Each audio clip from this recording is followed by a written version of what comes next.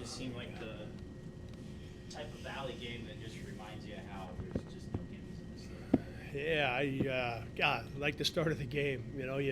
Um, guys came out and we really guarded them. Right, they had a hard time, getting a good look at the basket. We were sharp offensively. Scored it. I don't know what it got to. If it was 7-2 or 9-2. I don't know where. It's 10-2. 10-2. Yeah. Well, but I love the start of the game. And you hope you build on that. Thanks, Joel. You hope obviously you get off to a great start like that, and the guy's got a ton of energy and a ton of juice, and that you can, and I know it's 3-4 minutes in, but you just hope you can build that and keep that going, right, and stretch that out as you go. And I give Evansville a lot of credit. It's been a tougher stretch for them, obviously. They played such good basketball in November and December. And now they've been without their best player here for a pretty good stretch, and they've played good basketball. They've also had some tough games, right? You look at a couple of those scores, and now you're talking road games against some really good teams in our league. But they certainly found some rhythm, pretty early on in that first half, right? And they had some guys, step forward and make some plays for them. So give them a lot of credit. You look at the run that they had to kind of close the gap after you guys started really strong, and then the run to end the first half to get in front. It was Chuck Bailey, number 4 for Evansville, that was kind of leading their offense. What did you see out of him that allowed him to have success, or maybe out of their offense? Yeah, he's a good-looking freshman. Huh? I mean, he's with the challenge. The challenge with him, twofold. He's got such good size, right? And he handles it well enough. He handles it like a smaller guy, right? And he can get you going either way, and get by you. But then his mid-range is good enough. He's big enough to score at the rim. I don't know if he made a 3 tonight. He's 1 for 3 tonight from the three-point line. But he's got such a big body, like I said, and he handles it like he's smaller, and that's a challenge, right? And I just love the confidence he plays with. For a first-year guy, and you see it on film, and we saw it at their place. Like he plays with a lot of confidence. You guys had to live with the free throw line down the stretch. We talked about it yesterday. 6-14 down the stretch against SIU, 9-12 tonight. Yeah. What's that tell you about your team? Yeah, that's more like the team we have, right? And it tells you they've been putting in a lot of work, right? That they didn't think about it or certainly overthink it, from what happened on Saturday. I think when you, I don't think, if you haven't put in the time, if you haven't put in the work, right, and you end up back in that same situation, it's going to bother you. Right? So I think all it tells us is, and we see it. Okay? We see our guys in the gym all the time.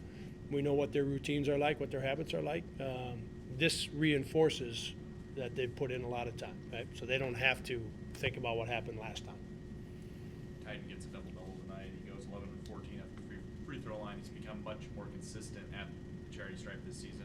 Yep. What can you say about his performance tonight and just his ability to improve on free throws Yeah, this season? yeah. I would tell you there's a couple important baskets. They were going to double us every time we had it down there, and so. But he still found a way to get through a couple guys and get a couple right at the rim for us that were very important. Some work on the offensive glass that was important. And we saw a lot of that in the second half against Southern. Right? That's 2 second halves in a row now for Ty, where he was really aggressive and really on top of it. Then the free throw line would be kind of what I talked about with Cole's question. He's put in a lot of time going back to last spring, last summer, this fall. Being in the gym and shooting shots, and that's paying off for us. Is this the type of game where, given the fact that they seem to come up with the tiny shots, just any time you thought maybe you could extend your league, you didn't, that maybe you almost have to resist over adjustments as a coaching staff because you're just trying to figure out what button to push? Yeah. Hey, we were in there at halftime, and with the iPads now and the technology and the access to it, you can get through. You can get through all the possessions, right? We got a couple guys watching the defensive ones and Tut and running through the offensive ones, so you can watch them all. And it's exactly what we talked about, Cole, was, we had the ball down on the block. We got it out of there clean. We had some open threes. Now, the one adjustment that we did need to make, we had 4 or 5 times where we got the ball right to the rim, and we got no points out of it, right? And that hadn't popped up in the last 3 games for the most part. but it was something that had really hurt us, wasn't it? For a while there, we were getting the ball to the rim all the time, but we weren't getting points. This was the first time in a half that it felt like, oh, that's too many times. They did a great job of leaving their feet and jump wall. They blocked a couple shots, and those things turned into some points for them. So that is the one adjustment. Now, that's different than scheme, of course. And then Ty made a great play toward the end of the first half where he stopped, shot faked. A couple guys left their feet, and he threw it out to Trey. Trey made a three. But we had 4 or 5 other opportunities to do that. Okay? So we left some points on the table there. So more of an adjustment after you've made a good play and gotten somewhere.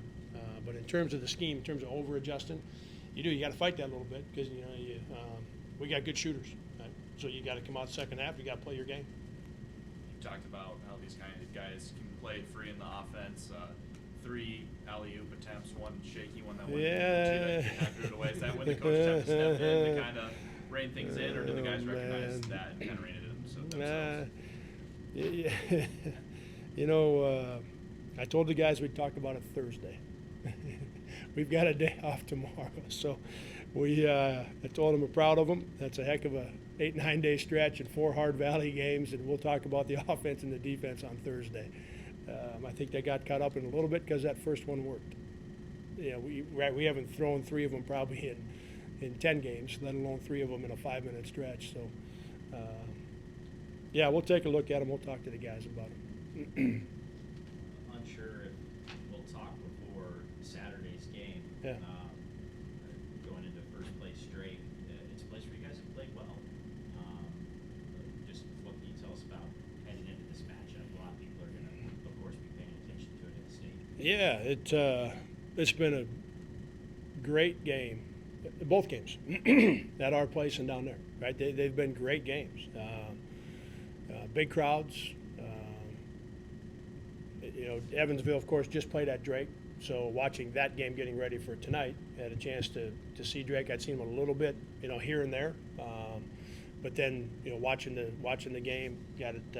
Was taking my Evansville notes, but got more of a look at him, the other day. Tucker's playing great basketball. Brody's playing the best basketball of his career.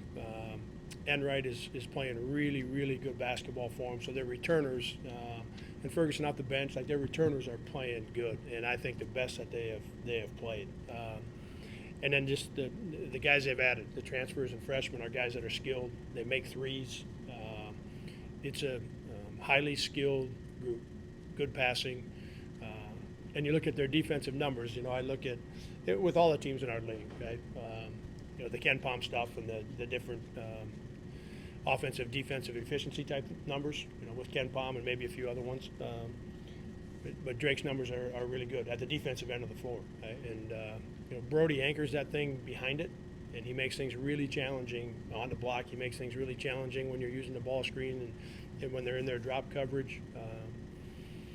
And their guards are tough, so they fight you on those screens. So, like I said, we've got a day off tomorrow. We won't see the guys at all tomorrow, which will be good. We've been together a lot on that trip, and then the 2 quick games when we got back here. So, and that'll give us 2 days to really dig into it. Can you share about Team Joyce at all? Yeah, I appreciate you asking. So we've obviously done this for a number of years. And Joyce and Keith are just wonderful, wonderful people. Anytime I get an opportunity to talk about them, that's where my mind goes first. Just wonderful people, and had a tremendous impact on our program, and on our university. We got very close personally. Dawn and I did with Joyce and Keith and their family, and she was.